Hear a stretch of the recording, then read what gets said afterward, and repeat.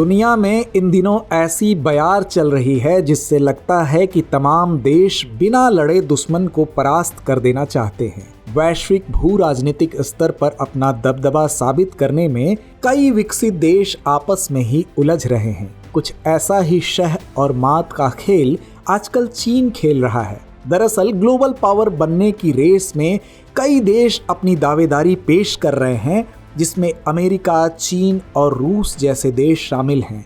21वीं सदी की शुरुआत के साथ जहां अमेरिका वैश्विक शक्ति बनकर उभरा, वहीं मौजूदा समय में चीन अंतर्राष्ट्रीय समुदाय के सामने खुद को विश्व व्यवस्था के विकल्प के रूप में प्रस्तुत कर रहा है। यही कारण है कि विस्तारवाद की रणनीति के साथ आगे बढ़ने वाला चीन इन दिनों हिंद महासागर में अपनी पहुंच बढ़ाने की कवायद में जुटा है, जिसके कारण कई देशों की चिंता बढ़ गई है।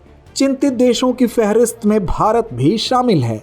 ऐसे में चीन अमेरिका की साख की लड़ाई में भारत सहित अन्य देशों की भूमिका भी बढ़ जाती है और मौजूदा समय में वैश्विक स्तर पर दोनों महाशक्तियां एक दूसरे को बेहतर सिद्ध करने की पुरजोर कोशिश कर रही हैं। और इन सब के बीच इंडो पैसिफिक रीजन जंग का मैदान बनकर उभरा है। यही कारण है कि कई देश इस क्षेत्र में अपना प्रभुत्व जमाना चाहते हैं। ऐसे में यह सवाल उठना लाजमी है कि आखिरकार इंडो पैसिफिक रीजन क्यों खास है। चीन किस प्रकार हिंद महासागर क्षेत्र के लिए कूटनीतिक कवायद कर रहा है, साथ ही इस क्षेत्र में चीन के प्रभाव को कम करने के लिए क्या कदम उठाए जा रहे हैं। आज के इस एपिसोड में हम ऐसे ही सवालों के जवाब तलाशेंगे।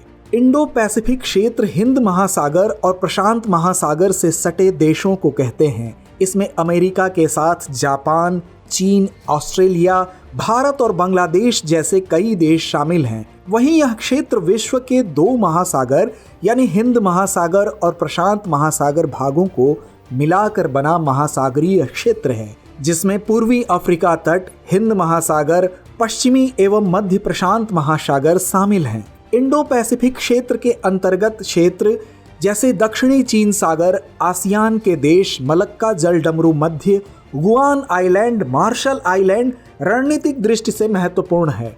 आंकड़ों की माने तो इंडो पैसिफिक रीजन दुनिया की लगभग 65% आबादी का घर है। दुनिया के सकल घरेलू उत्पाद में इसका योगदान करीब 60% से अधिक है और विश्व के समुद्री व्यापार का 60% से ज्यादा हिस्सा इस क्षेत्र से होकर गुजरता है। इस क्षेत्र और यहाँ से दूर कई देशों का आर्थिक हित और भविष्य का विकास विस्तार पूर्वक इंडो पैसिफिक में जहाज़ों के चलने की स्वतंत्रता और व्यापार के मुक्त प्रवाह से जुड़ा है। यही कारण है कि यह क्षेत्र मौजूदा समय में वैश्विक स्तर पर बेहद महत्वपूर्ण है। इस क्षेत्र के आर्थिक महत्व को देखते हुए चीन भी इंडो पैसिफिक रीजन में अपना दांव चल रहा है। इसी कड़ी में चीन ने वन बेल्ट वन रोड पहल के माध्यम से विश्व की महाशक्ति के रूप में अपने को बदलने के लिए दुनिया के विभिन्न देशों में इंफ्रास्ट्रक्चर तथा कनेक्टिविटी पर भारी निवेश किया है। उसकी इस पहल का उद्देश्य इंडो पैसिफिक क्षेत्र में अपना प्रभुत्व स्थापित करना भी है। गौरतलब है कि चीन विश्व महाशक्ति बनने की ओर तेजी से कदम बढ़ा रहा है। वहीं दूसरी तरफ विश्व की दूसरी विकसित अर्थव्यवस्थाएं जैसे अमेरिका, रूस, फ्रांस के आर्थिक विकास की गति स्थिर हो गई है।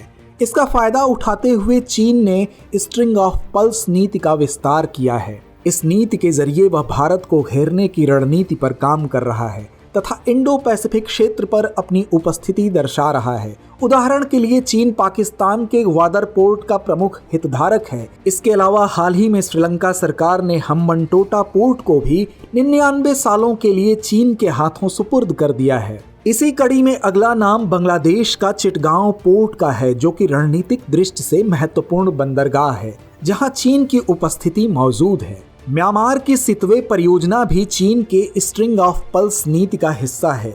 जिबूती में तैयार चीन के पहले विदेशी नौसैनिक अड्डे और मालदीव के कई निर्जन द्वीपों पर उसके काबिज होने के बाद हिंद महासागर बीजिंग का भू सामरिक अखाड़ा बनता जा रहा है। इससे पहले वह दक्षिणी चीन सागर में कई कृत्रिम द्वीप बनाकर उनका सैन्यीकरण करने में सफल रहा है। इस प्रकार चीन स्ट्रिंग ऑफ पल्स के तहत हिंद महासागर को चारों तरफ से घेर रहा है तथा अपना प्रभुत्व कायम कर रहा है। वहीं दूसरी तरफ अगर अमेरिका की बात करें तो इसके साथ भारत की रणनीतिक साझेदारी आज एक विशिष्ट क्षेत्रीय मामले यानी हिंद प्रशांत क्षेत्र पर ज्यादा टिकी हुई है।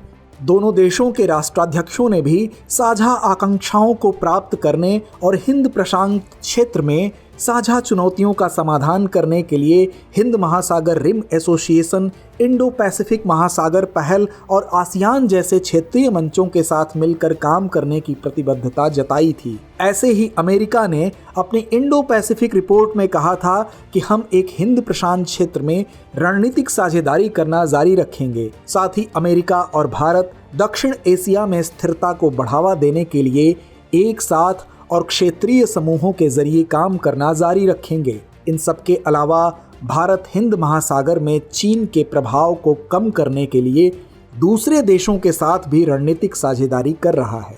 अगर नक्शे पर देखा जाए तो पश्चिम में ईरान, यूएई और ओमान तथा दक्षिण पश्चिम में सेशेल्स, मॉरिशस, मेडागास्कर और फ्रांस का रीयूनियन द्वीप इस भूमिका में नजर आते हैं। फ्रांस के रीयूनियन द्वीप पर भारतीय नौसेना को बेस बनाने की अनुमति प्राप्त है। वहीं दक्षिण पूर्व एशिया में Myanmar, Thailand, Malaysia, Singapore, Indonesia और ऑस्ट्रेलिया में भारत की मौजूदगी है, जबकि भारत के दक्षिण में श्रीलंका, मालदीव और यूनाइटेड किंगडम का डिएगो गार्सिया द्वीप के जरिए भारत हिंद प्रशांत क्षेत्र की निगरानी कर रहा है। यूनाइटेड किंगडम के डिएगो गार्सिया द्वीप पर भारतीय नौसेना बेस का उपयोग कर सकती है। तो आज की चर्चा को यहीं विराम देते हैं और नोट करते हैं आज का सवाल। हिंद महासागर रणनीतिक रूप से भारत के लिए एक अहम क्षेत्र है। टिप्पणी कीजिए।